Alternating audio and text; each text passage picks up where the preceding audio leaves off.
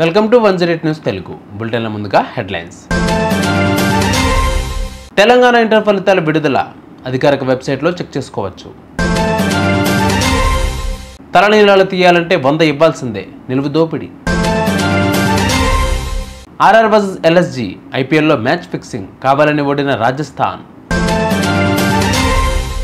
Breaking news, money laundering కేసులో మహేష్ బాబుకు ED నోటీసులు, షాక్లో Tollywood. Inter first year, second year ఫలితాలు ఇవాళ విడుదల కానున్నాయి. మధ్యాహ్నం 12 గంటలకు డిప్యూటీ సీఎం భట్టి విక్రమార్క రిజల్ట్స్ను ప్రకటిస్తారు. మార్చి 5 నుంచి 25 వరకు పరీక్షలు జరిగిన విషయం తెలిసిందే. రాష్ట్ర వ్యాప్తంగా 9.50 లక్షల మంది విద్యార్థులు పరీక్షలకు హాజరయ్యారు. వీరిలో ఇంటర్ మొదటి ఏడాది 4.88 లక్షల మంది విద్యార్థులు ఉంటే రెండవ ఏడాది నుంచి 5 లక్షల వరకు ఉన్నారు. ఇక పరీక్షా పత్రాల మూల్యాంకనం ఏప్రిల్ 10వ తేదీ వరకు జరిగింది. ఆ తర్వాత మార్కుల కంప్యూటరీకరణ ప్రక్రియ పూర్తి చేసి తాజాగా ఫలితాలు విడుదల చేస్తున్నారు.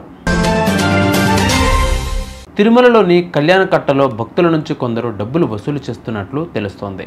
గుండు చేయాలంటే 100 ఇవ్వాలని మహిళా ఉద్యోగులు డిమాండ్ చేస్తున్నట్లు భక్తులు ఎక్స్ వేదికగా అధికారులకు ఫిర్యాదు చేస్తున్నారు.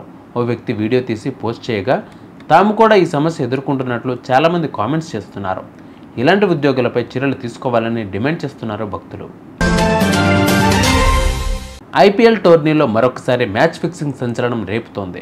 ఏప్రిల్ 19న ఎల్ఎస్జీతో జైపూర్లో జరిగిన మ్యాచ్లో రాజస్థాన్ ఉద్దేశపూర్వకంగానే ఓడిందంటూ RCA ad hoc committee convenor Jaideep Bihani ఆరోపించారు.